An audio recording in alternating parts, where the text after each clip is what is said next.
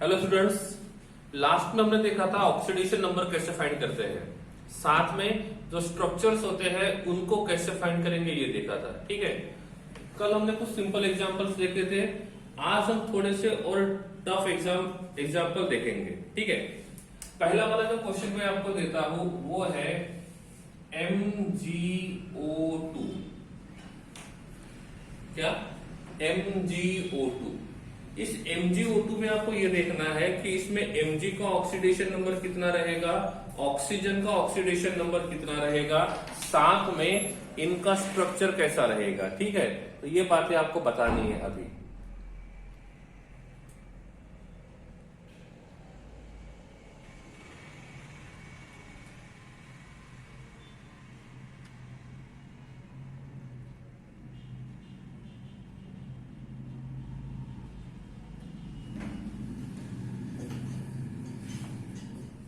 ठीक है,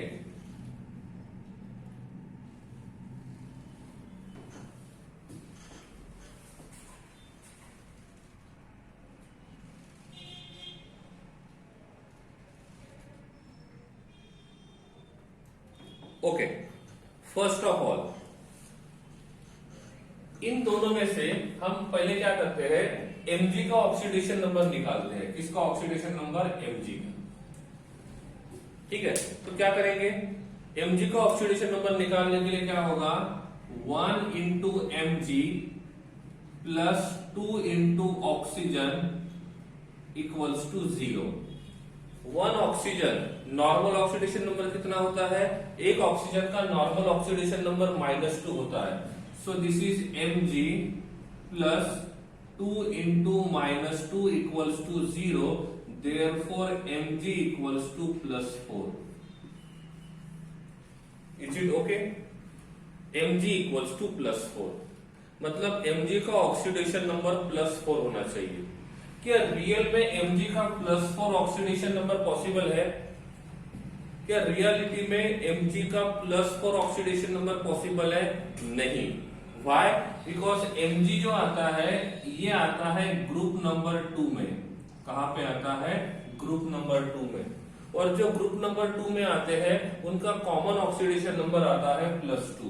कितना आता है? +2। तो इस मॉलिक्यूल में इस Mg ने नॉर्मल वैलेंसी से मतलब नॉर्मल ऑक्सीडेशन नंबर से ज्यादा ऑक्सीडेशन नंबर शो किया है या नॉर्मल ऑक्सीडेशन नंबर से कम ऑक्सीडेशन नंबर शो किया है। तो इसने नॉर्मल ऑक्सीडेशन नंबर से ज्यादा ऑक्सीडेशन नंबर शो किया है। जब नॉर्मल ऑक्सीडेशन नंबर से ज्यादा ऑक्सीडेशन नंबर शो करते हैं, इसका मतलब जितना उनका कैपेसिटी है, कैपेसिटी कितना है +2 ऑक्सीडेशन, बट शो कितने किया +4। तो जब ऐसा होता है कोई जरूरत से ज्यादा बॉन्ड बनाता है या जरूरत से ज्यादा ऑक्सीडेशन नंबर शो करता है, इसका मतलब वहां पे पेरोक्साइड बॉन्ड होना चाहिए। क्या होना चाहिए? Peroxide bond. तो क्वेश्चन ये आता है कि टोटल कितने पेरोक्साइड बॉन्ड होने चाहिए। क्वेश्चन ये आता है टोटल कितने पेरोक्साइड बॉन्ड होने चाहिए। तो हम लोग क्या करेंगे, एक एक पेरोक्साइड बॉन्ड बनाते जाएंगे। पेरोक्साइड बॉन्ड हमेशा ऑक्सीजन ऑक्सीजन के बीच में होता है। समझ में आया? तो सबसे पहले हम लोग क्या करेंगे, एक ही पेरोक्साइड बॉन्ड बनाएंगे। ठीक है, तो एक पेरोक्साइड बॉन्ड कितने ऑक्सीजन के बीच में बनता है? एक पेरोक्साइड बॉन्ड कितने ऑक्सीजन के बीच में बनता है? 2। ठीक है, तो उसमें क्या होगा, इसमें ऐसा लिखेंगे Mg plus 2 into -1 equals to 0। अब हमने टोटल ऑक्सीजन कितने हैं? 2। अब एक पेरोक्साइड बॉन्ड बनाते हैं, 1 पेरोक्साइड बॉन्ड। इसका मतलब 2 ऑक्सीजन का ऑक्सीडेशन नंबर -1 रहेगा। 2 ऑक्सीजन का ऑक्सीडेशन नंबर -1 रहेगा। इफ हम 2 पेरोक्साइड बॉन्ड बनाते हैं तो 2 पेरोक्साइड बॉन्ड किसके बीच में रहेंगे? 4 ऑक्सीजन के बीच में रहेंगे। तो 4 ऑक्सीजन का ऑक्सीडेशन नंबर -1 होगा। समझ में आ रहा है? ये बातें जो लिख रहा हूं, इज इट क्लियर? तो 1 peroxide bond contains 2 oxygen and 2 peroxide bond contains 4 oxygen। तो जब भी peroxide bond होता है तो peroxide bond में क्या होता है, oxygen show minus oxidation number. ठीक है, तो ये मान के चलते हैं क्योंकि नॉर्मल ऑक्सीडेशन नंबर शो करता है तो Mg का ऑक्सीडेशन नंबर जरूरत से ज्यादा आता है। और जब भी कोई जरूरत से ज्यादा बॉन्ड बनाता है या जरूरत से ज्यादा ऑक्सीडेशन नंबर शो करता है तो ये मान के चलना है कि वहां पे peroxide बॉन्ड होना चाहिए।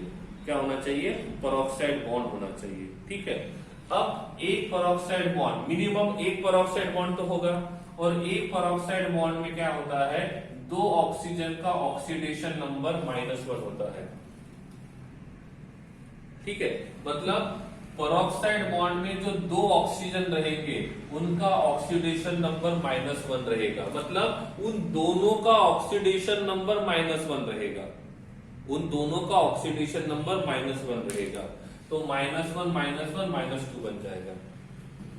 2 peroxide बॉन्ड है, 4 ऑक्सीजन है, तो चारों ऑक्सीजन का ऑक्सीडेशन नंबर -1 -1 -1 -1 रहेगा। समझी बात? अब इसमें टोटल कितने ऑक्सीजन है, 2, और मिनिमम एक peroxide बॉन्ड बनेगा तो दोनों के दोनों ऑक्सीजन का ऑक्सीडेशन नंबर -1 आना चाहिए, और इसीलिए 2 into -1 किया। 2 into -1 क्यों किया वो समझ में आ रहा है? क्यों किया? क्योंकि नॉर्मल से इसका ऑक्सीडेशन नंबर जरूरत से ज्यादा हो रहा है, इसीलिए हम क्या करेंगे, यहाँ पे नॉर्मल ऑक्सीजन बॉन्ड नहीं बनेगा, यहाँ पे peroxide बॉन्ड बनेगा।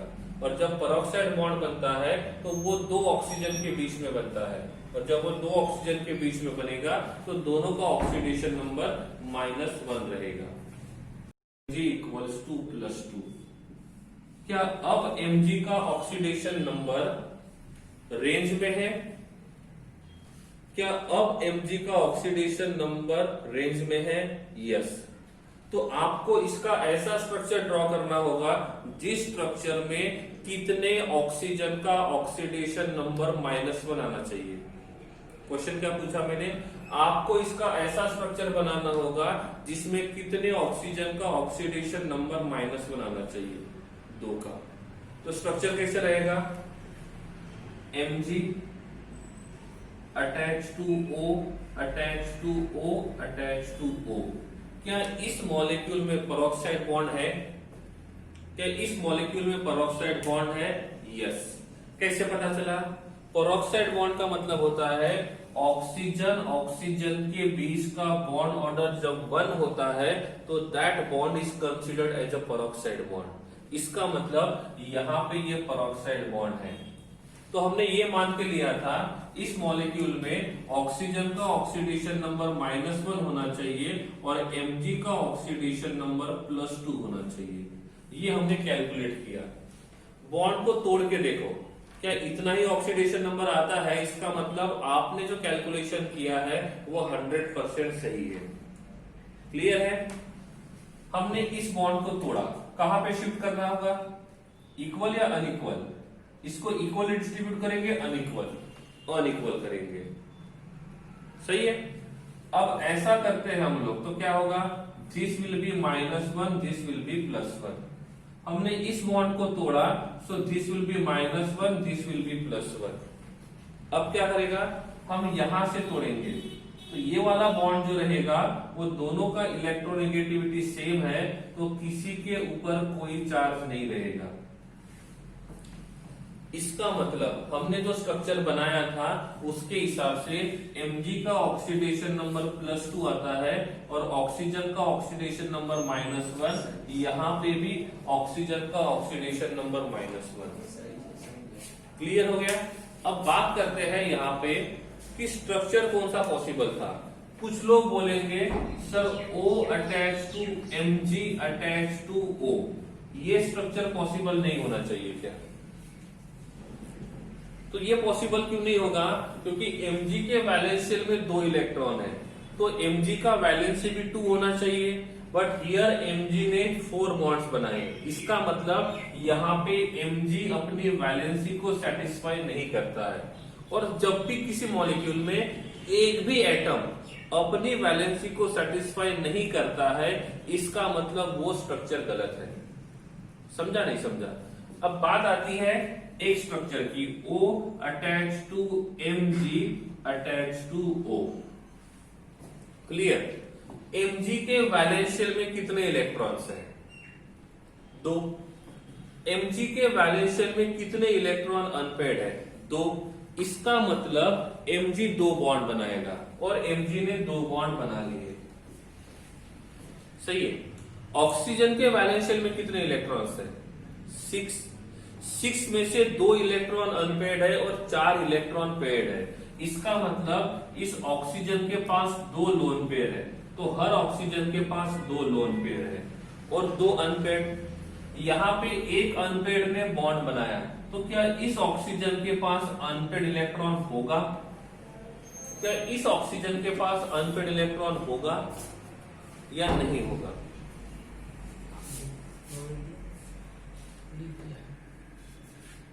होगा। क्यों? क्योंकि नॉर्मली ऐसे होता है, Mg के पास 2 इलेक्ट्रॉन है, ऑक्सीजन के पास 2 इलेक्ट्रॉन अनपेड है। Oxygen having 2 unpaired electron, this unpaired इसके साथ बॉन्ड बनाएगा, ये इसके साथ बॉन्ड बनाएगा। So left side oxygen having 1 unpaired electron, right side oxygen having 1 unpaired electron. समझे बात को? क्या इसमें ऑक्सीजन ने अपना वैलेंसी सेटिस्फाई किया? क्या इसमें वैलेंसी सेटिस्फाई किया? नो। इसका मतलब ये स्ट्रक्चर सही नहीं है। इसका मतलब ये स्ट्रक्चर सही नहीं है। इफ हम ऐसा स्ट्रक्चर ड्रॉ करते हैं तो क्या होगा? बॉन्ड तोड़ने के बाद इस ऑक्सीजन का स्ट्रक्चर क्या आना चाहिए? इस ऑक्सीजन का ऑक्सीडेशन नंबर क्या आना चाहिए? इस ऑक्सीजन का ऑक्सीडेशन नंबर कितना आएगा इस बॉन्ड को तोड़ने के बाद? -1। तो यहां पे ऑक्सीजन का ऑक्सीडेशन नंबर -1 है, यहां पे ऑक्सीजन का ऑक्सीडेशन नंबर -1 है और यहां पे ऑक्सीजन का ऑक्सीडेशन नंबर +2 है। अब क्या होगा? इसके पास एक अनपेड इलेक्ट्रॉन है, इसके पास एक अनपेड इलेक्ट्रॉन है, तो क्या करेगा? ये लेफ्ट साइड का ऑक्सीजन राइट साइड के ऑक्सीजन के साथ बॉन्ड बनाएगा और जब ये ऑक्सीजन इसके साथ बॉन्ड बनाएगा तो स्ट्रक्चर दिखेगा Mg attach to O attach to O attach to Mg। वही बन गया जो पहले बनाया था। स्ट्रक्चर तो वही बन गया ना जो पहले बनाया था। सही है? क्लियर है? तो आप नॉर्मली ऐसे स्ट्रक्चर ड्रॉ नहीं कर सकते हो, क्योंकि जब कभी ऐसा होता है एक ही मॉलिक्यूल के पास 2 अनपेड इलेक्ट्रॉन रहेंगे, तो ये अनपेड इलेक्ट्रॉन क्या करेगा? इसके साथ बॉन्ड बनाएगा। सही है? ऐसा करें तो क्या मैं ऐसा स्ट्रक्चर ड्रॉ कर सकता हूं? Mg attach to O minus attach to O minus. Is it possible? Is it possible? कैसे? कैसे? बिकॉज इस ऑक्सीजन के पास एक इलेक्ट्रॉन अनपेड है, तो ये क्या करेगा? एक इलेक्ट्रॉन गेन करेगा। ये क्या करेगा? एक इलेक्ट्रॉन गेन करेगा। और जब ये एक इलेक्ट्रॉन गेन करेगा तो चार्ज रहेगा -1, इसके ऊपर चार्ज रहेगा -1, तो पूरे मॉलिक्यूल का ओवरऑल चार्ज हो जाएगा -2। तो ये बन जाएगा MgO2 -2। तो आपने ये जो स्ट्रक्चर बनाया है, ये वाला स्ट्रक्चर MgO का नहीं है, ये वाला स्ट्रक्चर MgO का नहीं है, ये वाला स्ट्रक्चर Mg2O -2 का है। समझा नहीं समझा? समझ में आ रहा है? ठीक है। तो इस प्रकार से ये होते हैं पॉसिबल स्ट्रक्चर्स, ये होते हैं पॉसिबल स्ट्रक्चर्स। ठीक है। Next one. अब मैंने आपको यहाँ पे नेक्स्ट वाला स्ट्रक्चर देता हूं और यहाँ पे मैं आपको बताता हूं कि आप यहाँ पे H2SO3 का स्ट्रक्चर बनाओ। सल्फर का ऑक्सीडेशन नंबर फाइंड करो और सल्फर का ऑक्सीडेशन नंबर निकाल के यहाँ पे आपको उसका स्ट्रक्चर बनाना है।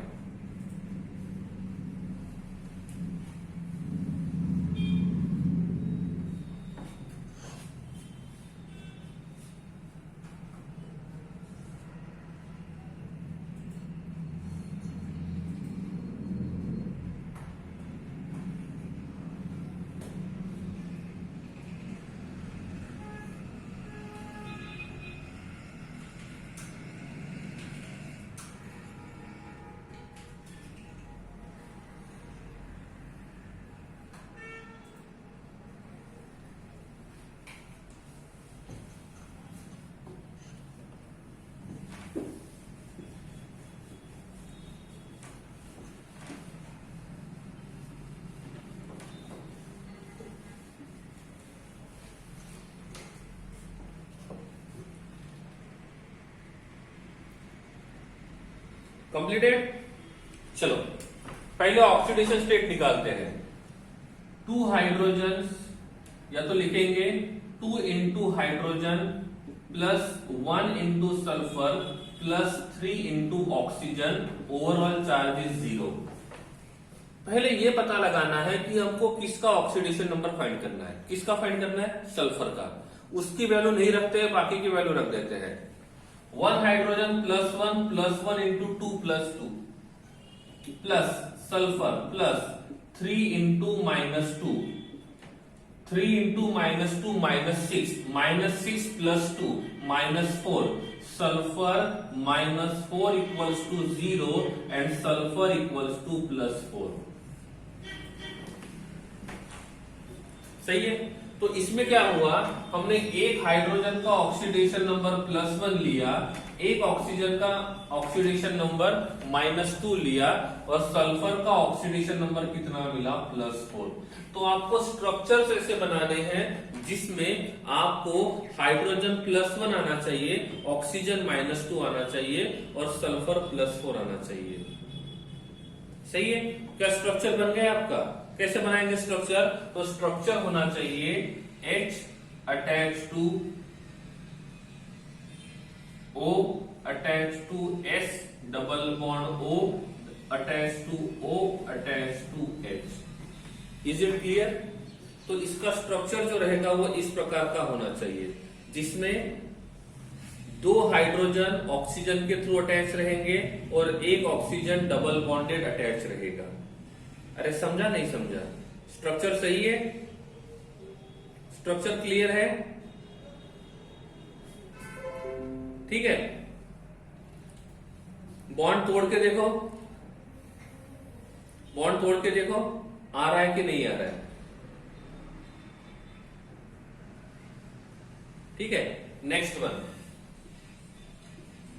H2SO5, सल्फर का ऑक्सीडेशन नंबर ढूंढना है और स्ट्रक्चर ड्रॉ करना है।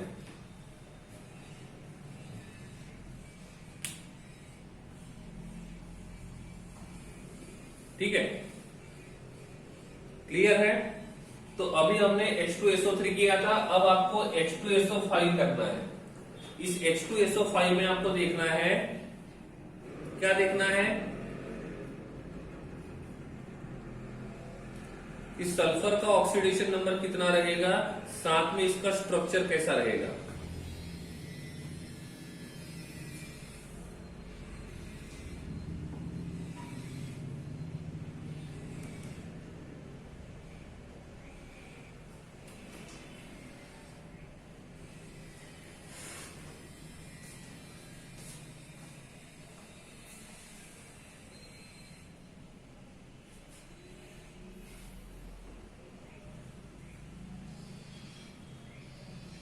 ठीक है, चलो सॉल्व कैसे करते हैं वो देखते हैं। 2 into hydrogen plus 1 into sulphur plus 5 into oxygen equals to 0। सही है। ओके, हाइड्रोजन कितना आता है?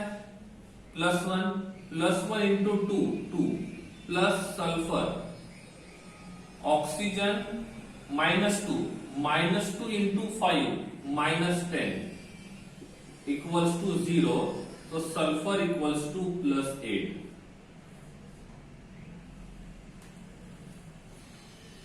क्या सल्फर का +8 ऑक्सीडेशन नंबर पॉसिबल है कि नहीं है? पहले ये पता लगा, पहले ये पता लगा क्या सल्फर +8 ऑक्सीडेशन नंबर शो कर सकता है कि नहीं कर सकता है।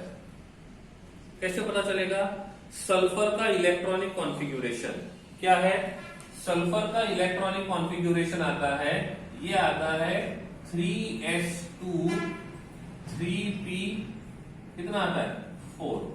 मतलब वैलेंस शेल में नंबर ऑफ इलेक्ट्रॉन 6 है और वैलेंस शेल में नंबर ऑफ इलेक्ट्रॉन 6 रहेगा, इसका मतलब इसका ग्रुप नंबर आना चाहिए 16 और ग्रुप नंबर 16 रहेगा तो इनका ऑक्सीडेशन नंबर -2 to +6 के बीच में होता है। कितना होता है? -2 से लेकर +6 के बीच में होता है। इट मीन्स दैट सल्फर का मैक्सिमम ऑक्सीडेशन नंबर +6 होना चाहिए। +6 से ज्यादा ऑक्सीडेशन नंबर सल्फर शो नहीं करेगा। समझ रही बात क्लियर है? तो इस मॉलिक्यूल में सल्फर का ऑक्सीडेशन नंबर -2 है। सही है? क्या है? सल्फर का ऑक्सीडेशन नंबर +8, बट सल्फर का ऑक्सीडेशन नंबर +8 पॉसिबल नहीं है। कितना पॉसिबल है? +6। तो जब किसी का ऑक्सीडेशन नंबर जरूरत से ज्यादा आता है तो क्या होता है? इसका मतलब क्या है? इसका मतलब होता है there must be a presence of peroxide bond. क्या बोला मैंने?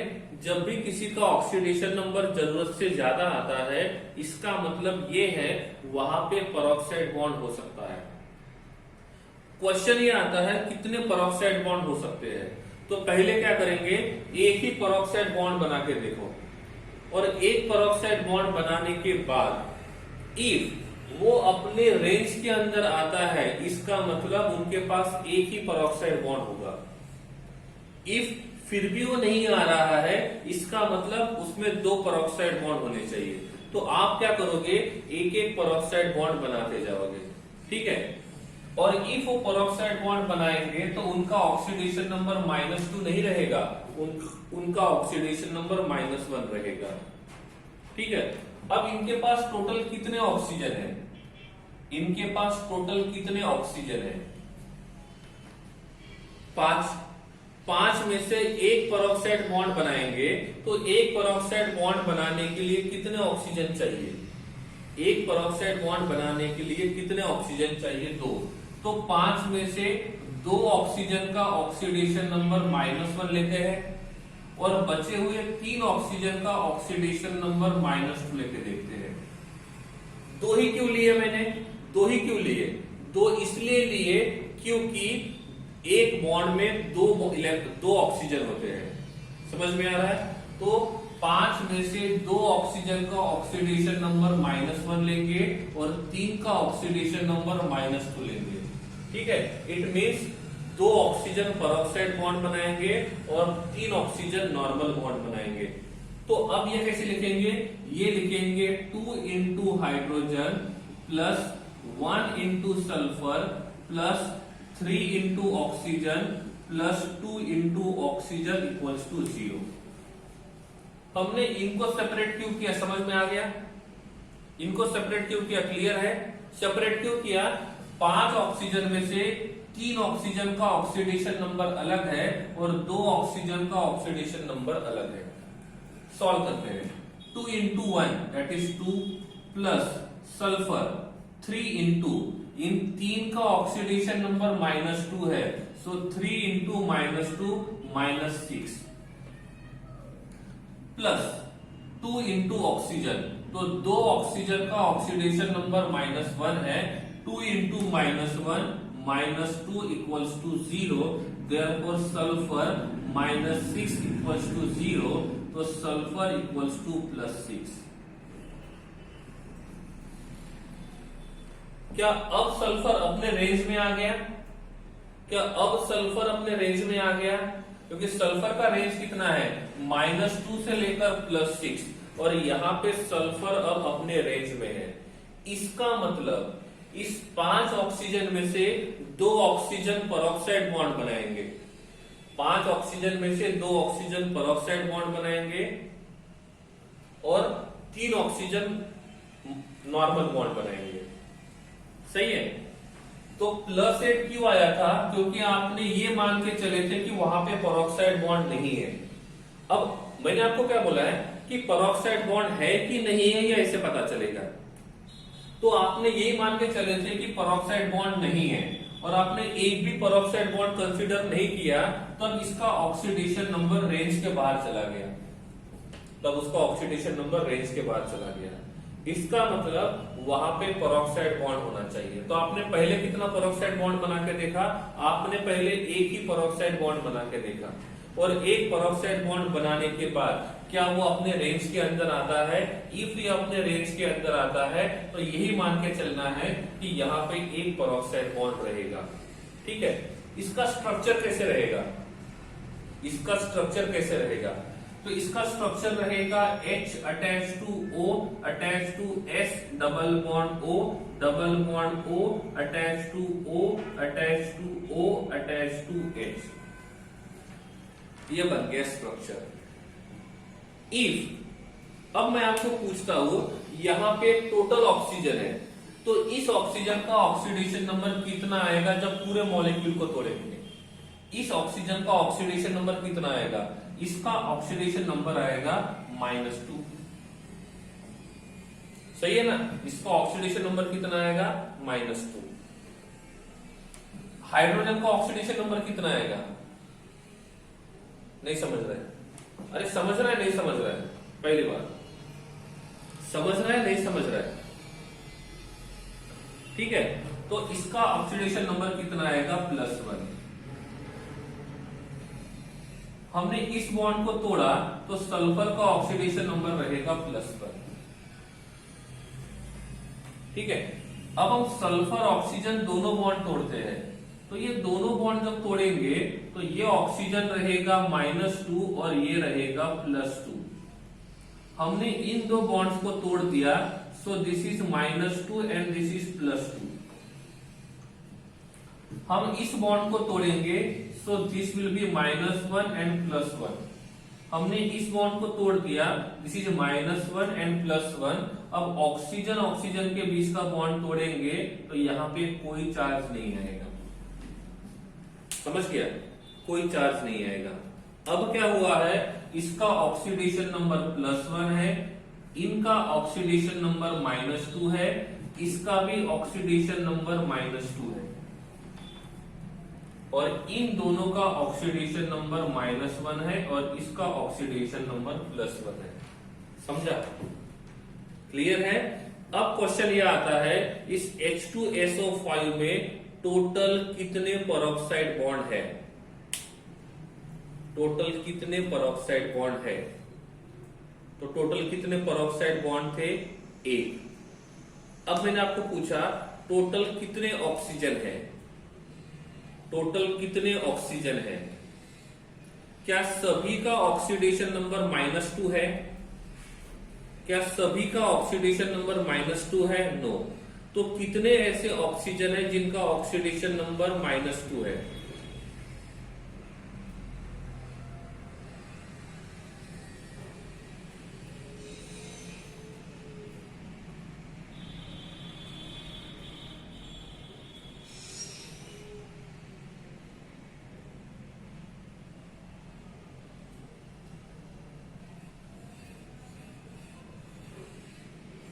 तो मेरा क्वेश्चन ये है, ऐसे कितने ऑक्सीजन है जिनका ऑक्सीडेशन नंबर -2 है? 3। ऐसे कितने ऑक्सीजन है जिनका ऑक्सीडेशन नंबर 0 है? ऐसे कितने ऑक्सीजन है जिनका ऑक्सीडेशन नंबर 0 है? एक भी नहीं है। ऐसे कितने ऑक्सीजन है जिनका ऑक्सीडेशन नंबर -1 है? क्लियर हो गया? क्लियर? तो H2SO5 का स्ट्रक्चर बन गया।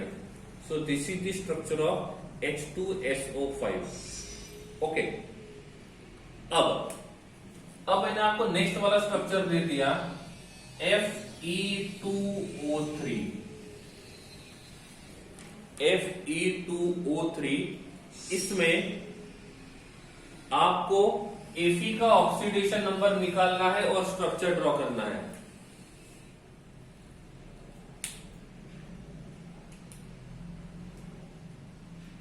ठीक है, Fe का ऑक्सीडेशन नंबर निकालना है और साथ में उसका स्ट्रक्चर ड्रॉ करना है, Fe2O3।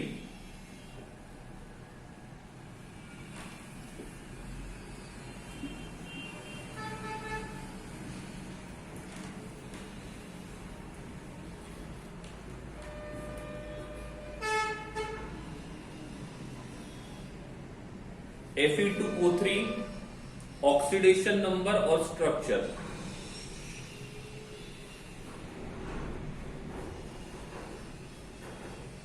क्या Fe में पेरोक्साइड, Fe में कितने ऑक्सीजन है? कितने ऑक्सीजन है? 3। क्या तीनों का ऑक्सीडेशन नंबर -2 है? क्या तीनों का ऑक्सीडेशन नंबर -2 है? यस, तीनों का ऑक्सीडेशन नंबर -2 है। ठीक है, कैसे फाइंड किया? 2Fe plus 3 oxygen equals to 0।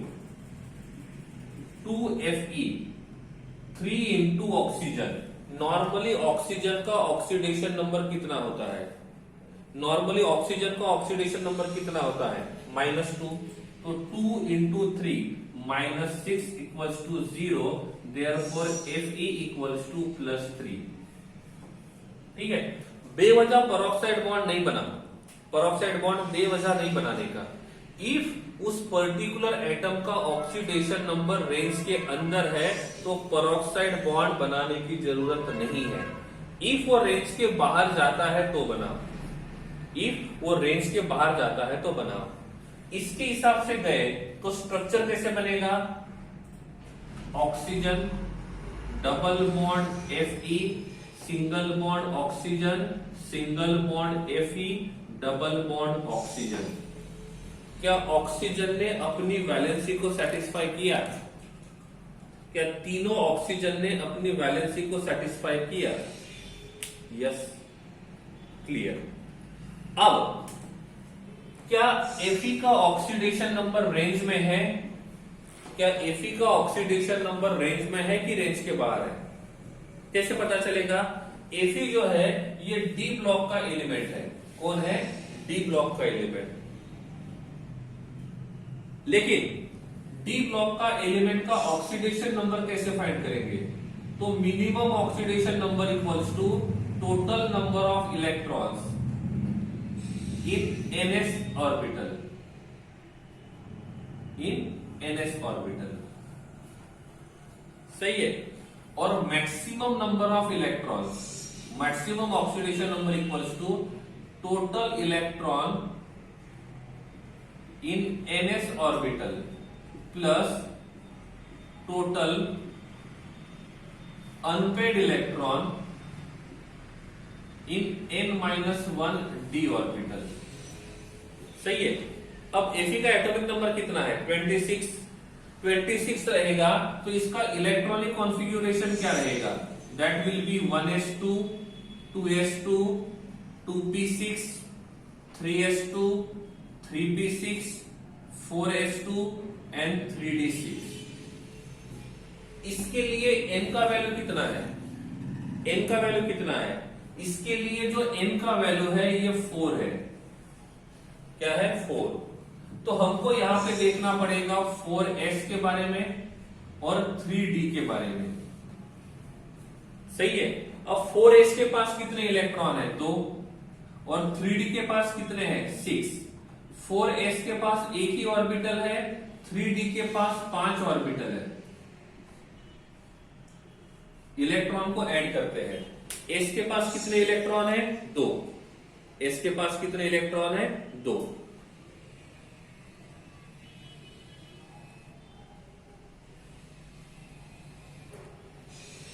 ठीक है, तो s के पास 2 इलेक्ट्रॉन है, डी के पास 1 2 3 4 5 6। मिनिमम ऑक्सीडेशन नंबर का फॉर्मूला क्या है? मिनिमम का फॉर्मूला क्या है? Total number of electron in ns orbital. तो यहाँ पे ns ऑर्बिटल है 4s, तो 4s के पास कितने इलेक्ट्रॉन है? 4s के पास कितने इलेक्ट्रॉन है? 2। तो इट मीन्स इसका मिनिमम ऑक्सीडेशन नंबर रहेगा +2, मतलब +2 से कम नहीं होगा। मैक्सिमम का फॉर्मूला क्या है? Total number of electron in ns। तो ns के पास कितने इलेक्ट्रॉन है? 2 plus total number of unpaired electron in d। d के पास टोटल इलेक्ट्रॉन्स कितने हैं? 6। 6 में से अनपेड कितने हैं? 6 में से अनपेड कितने हैं? 6 में से अनपेड कितने हैं? 4। सही है ना?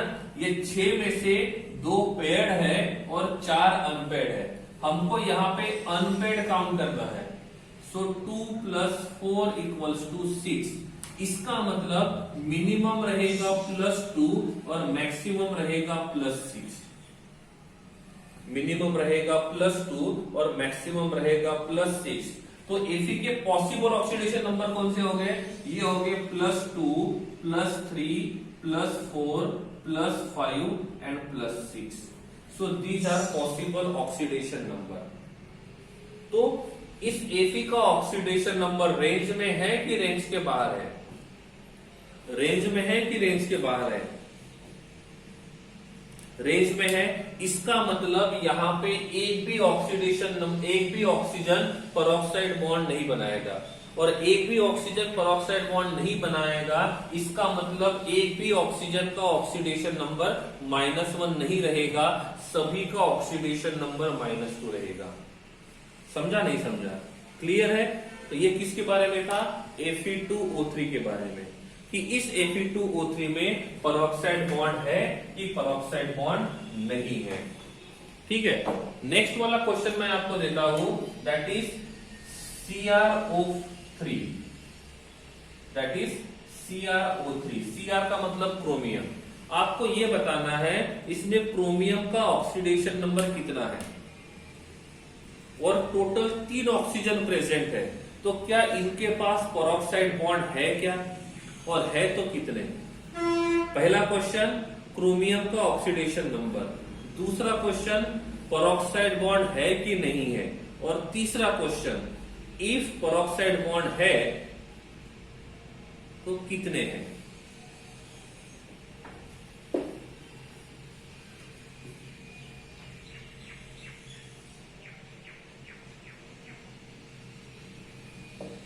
इसका स्ट्रक्चर लीनियर भी बना सकते हैं, जगह नहीं थी इसलिए मैंने ऐसा बनाया।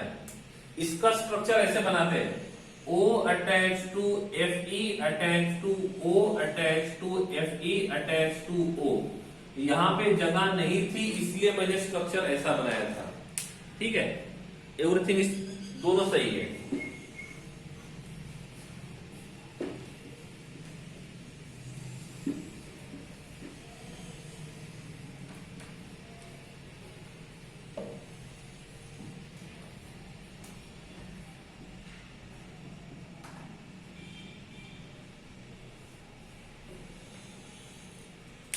Clear?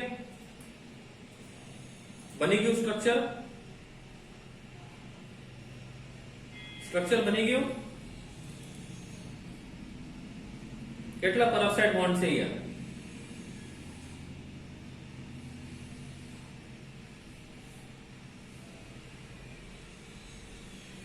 1 2 3।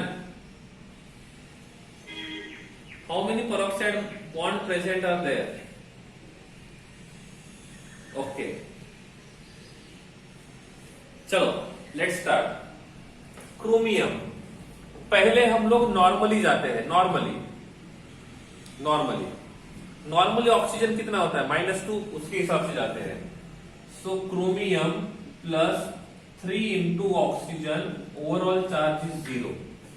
Overall charge is 0। Now chromium +3 into oxygen, 1 oxygen having -2, so 3 into -2 -6 equals to 0, means chromium having oxidation number of +6। ठीक है, पहले क्या करना है, सबको नॉर्मली जाना है। नॉर्मली नहीं आता है तो पेरोक्साइड बॉन्ड के हिसाब से जाना है। समझे बात को? पहले नॉर्मली नहीं मिला तो पेरोक्साइड। अब क्रोमियम जो है ये कौन से ब्लॉक में आता है? क्रोमियम कौन से ब्लॉक में आता है? क्रोमियम आता है डी ब्लॉक में।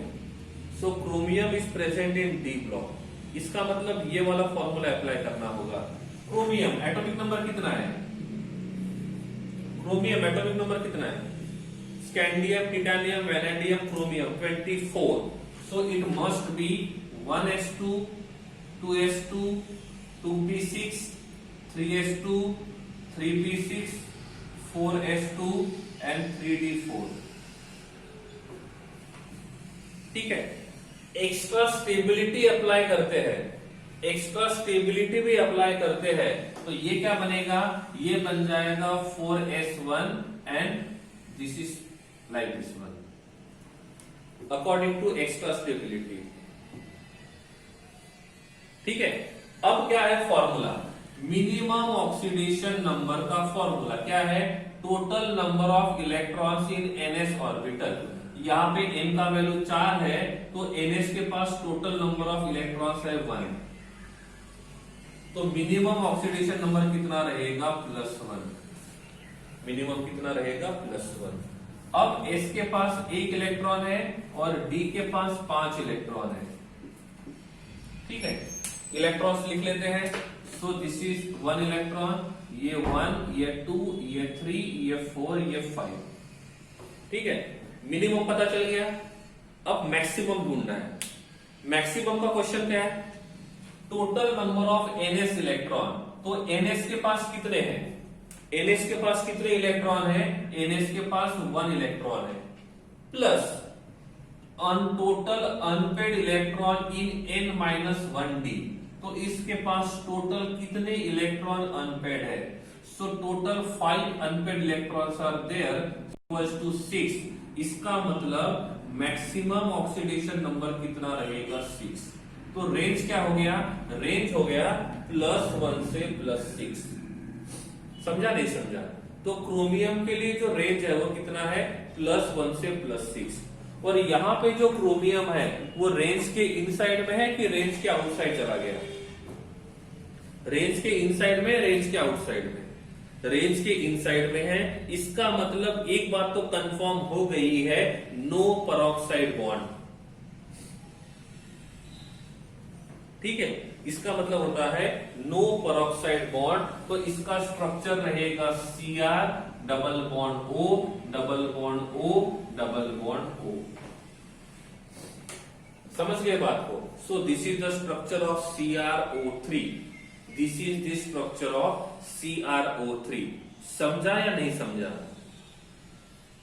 समझा या नहीं समझा, ठीक है। चलो एक नेक्स्ट क्वेश्चन और देता हूं। CrO4 क्रोमियम का ऑक्सीडेशन नंबर फाइंड करो, स्ट्रक्चर ड्रॉ करो और मुझे ये बताओ कितने बॉन्ड रहेंगे पेरोक्साइड। इफ रहेंगे तो कितने, नहीं है तो कोई बात नहीं।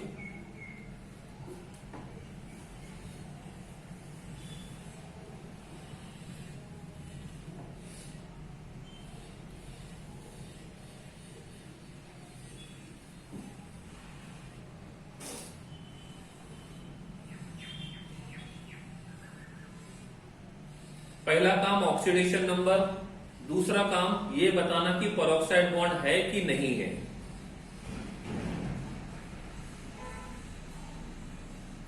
और है तो कितने हैं।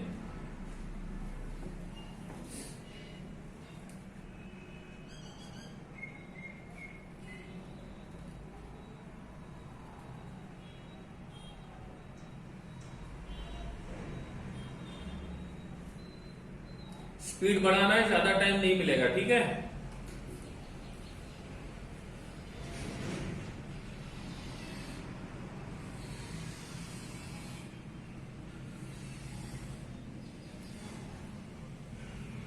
ठीक है, चलो इसका स्ट्रक्चर ड्रॉ करते हैं। ये न्यूट्रल वाला मॉलिक्यूल है, ठीक है। क्या होगा, chromium +4 into oxygen and overall charge is 0। Overall charge is 0। Normally oxygen का ऑक्सीडेशन नंबर कितना होता है, -2। -2 into 4 -8, therefore chromium equals to +8। Chromium equals to +8। क्या क्रोमियम +8 शो करता है, क्या क्रोमियम +8 शो करता है, नो। उसका रेंज कितना है, +6 तक का। इसका मतलब ये जरूरत से ज्यादा ऑक्सीडेशन नंबर शो करता है, और जब वो जरूरत से ज्यादा ऑक्सीडेशन नंबर शो करेगा इसका मतलब उसके अंदर पेरोक्साइड बॉन्ड है। अब कितने हैं वो कैसे पता चलेगा, पहले एक पेरोक्साइड बॉन्ड बनाओ।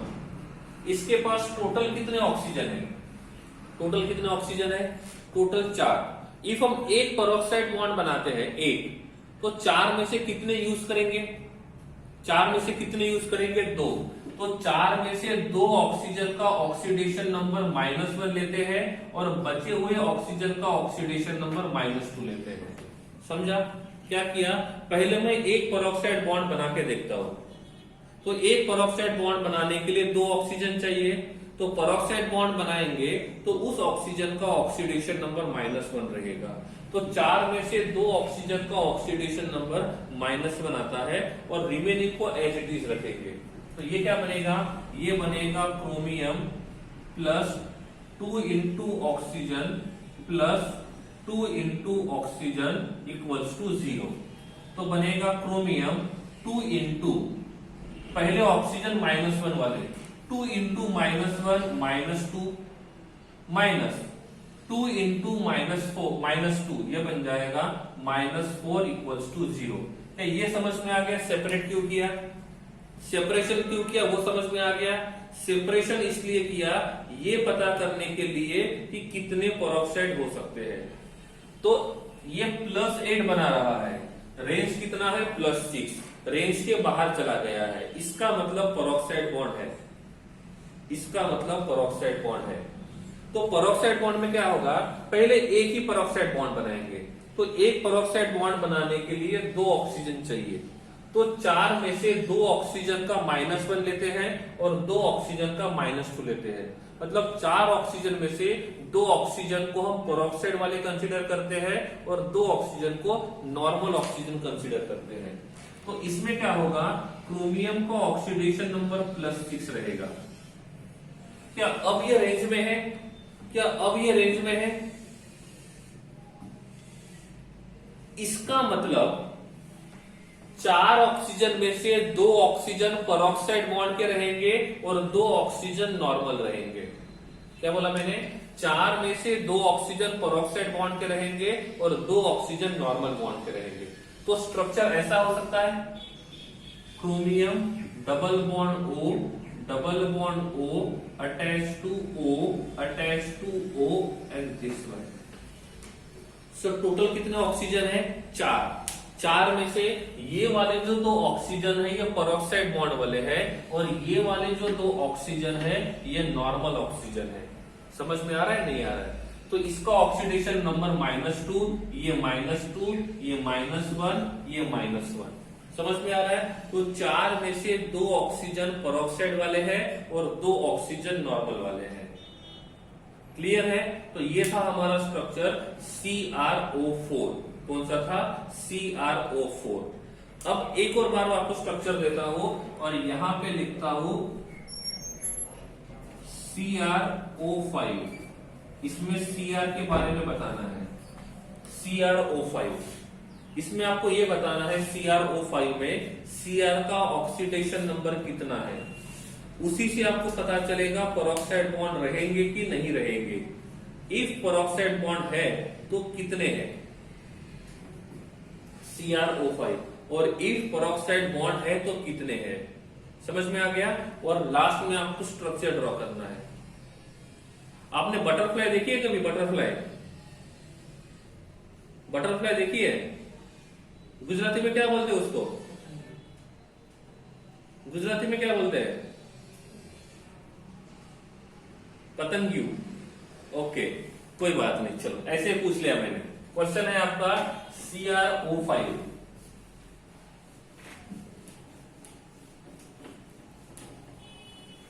क्योंकि मुझे यहां पे एक बटरफ्लाई दिख रहा है इसलिए।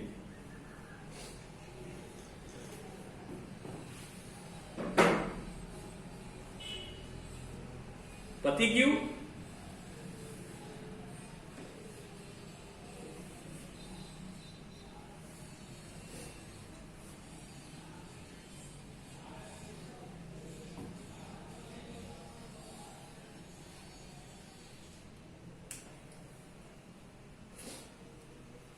क्लियर? ओके। क्रोमियम का ऑक्सीडेशन नंबर कितना आएगा? पहली कंडीशन, टोटल कितने ऑक्सीजन है, टोटल कितने ऑक्सीजन है? 5। इनिशियली क्या करते हैं, ये 5 जो ऑक्सीजन है 5 में से 0 रहेंगे -1 वाले और पांचों के पांच रहेंगे -2 वाले। इसके हिसाब से चलते हैं। किसके हिसाब से? कि पांचों के पांचों -2 वाले रहेंगे, नॉर्मल वाले रहेंगे और एक भी पेरोक्साइड नहीं रहेगा। इसके हिसाब से चलते हैं। तो क्या होगा?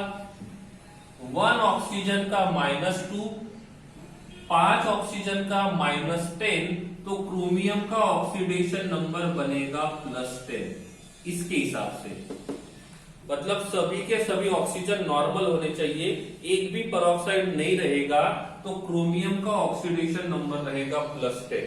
क्या +10 ऑक्सीडेशन नंबर पॉसिबल है क्रोमियम के लिए? नहीं है। इसका मतलब ये बात तो बन नहीं सकती है। तो पहली वाली जो केस है, केस 1 इज नॉट पॉसिबल। अब केस 2 बनाते हैं। CrO5 ऑक्सीजन 5 है, ऑक्सीजन 5 है। पहले एक पेरोक्साइड बॉन्ड बना के देखते हैं, एक पेरोक्साइड बॉन्ड बना के देखते हैं। इसका मतलब 5 में से कितने ऑक्सीजन -1 वाले रहेंगे? 5 में से कितने ऑक्सीजन -1 वाले रहेंगे? 5 में से 2 ऑक्सीजन -1 वाले रहेंगे और 5 में से 3 ऑक्सीजन -2 वाले रहेंगे। 3 ऑक्सीजन -2 वाले रहेंगे। सो 3 इंटू -2 -6, 2 इंटू -1 -2, तो टोटल कितना हो गया? -8। राइट साइड में जाएगा तो +8, तो यहां पे क्रोमियम का ऑक्सीडेशन नंबर आएगा +8। क्या ये पॉसिबल है? क्या ये पॉसिबल है? नहीं, ये भी रेंज के बाहर जा रहा है। इसका मतलब ये कब आएगा? जब 1 पेरोक्साइड बॉन्ड रहेगा। ये कब आएगा? जब 1 पेरोक्साइड बॉन्ड रहेगा। इतना तो कंफर्म हो गया है कि यहाँ पे पेरोक्साइड बॉन्ड एक ही है, तो एक ही पेरोक्साइड बॉन्ड पॉसिबल नहीं है। अब देखते हैं केस 3। कितने पेरोक्साइड बॉन्ड बनाएंगे? यहाँ पे कितने बनाया था? 1। अब 2 पेरोक्साइड बॉन्ड बना के देखते हैं। तो 5 ऑक्सीजन में से 2 पेरोक्साइड बॉन्ड बनाने के लिए कितने ऑक्सीजन यूज करेंगे? 4। तो 5 में से 4 ऑक्सीजन -1 शो करेंगे और बचा हुआ 1 ऑक्सीजन -2 शो करेगा। समझ गए बात को? समझ गए? तो 5 में से 4 रहेंगे -1 और 1 रहेगा -2। How many peroxide bond? कितने पेरोक्साइड बॉन्ड होने चाहिए? तो टोटल पेरोक्साइड बॉन्ड कितने रहेंगे? 2। ठीक है। अब ऑक्सीडेशन नंबर फाइंड करते हैं। कितना है? 4 इंटू -1 -4, 2 इंटू -1 -2, ये हो गया -6। राइट साइड में जाएगा तो +6, तो क्रोमियम का ऑक्सीडेशन नंबर +6 आएगा। क्रोमियम का ऑक्सीडेशन नंबर +6 आएगा। इसका मतलब ये रेंज में है, रेंज के बाहर है। इसका मतलब ये पॉसिबल है, इसका मतलब ये पॉसिबल है। तो आप कितने पेरोक्साइड बॉन्ड बनाओगे और कितने नॉर्मल बॉन्ड बनाओगे? तो 5 में से 4 ऑक्सीजन नॉर्मल नहीं है, पेरोक्साइड है, और 1 ऑक्सीजन नॉर्मल है। तो क्या होगा? ये रहेगा एक नॉर्मल ऑक्सीजन, ये रहेंगे पेरोक्साइड बॉन्ड और ये भी रहेगा पेरोक्साइड बॉन्ड। सही है? क्लियर है? ऑक्सीडेशन नंबर लिख लेते हैं। इसका रहेगा -2 -1 -1 -1। समझा नहीं समझा? सो this is the structure of CrO5। This is the structure of CrO5। ये भी पॉसिबल नहीं है, ये भी पॉसिबल नहीं है, ये पॉसिबल है। अब आपको पता चला बटरफ्लाई क्यों पूछा? दिख रहा है बटरफ्लाई जैसे? तो इसको बोलते हैं बटरफ्लाई स्ट्रक्चर, इसको बोलते हैं बटरफ्लाई स्ट्रक्चर। ठीक है? तो मुझे पहले ही दिख गया था, इसलिए मैंने आपको पूछा था। हाँ, ये स्टेबल है, लेकिन इस फॉर्म में स्टेबल है, इस फॉर्म में अनस्टेबल है। ये वाला स्ट्रक्चर सही है, ये वाले स्ट्रक्चर अनस्टेबल है। So this structure is stable one. Clear है? तो ये है ऑक्सीडेशन नंबर के बारे में। ठीक है, कुछ डाउट्स है तो पूछ सकते हो, अदरवाइज हम कल मिलते हैं।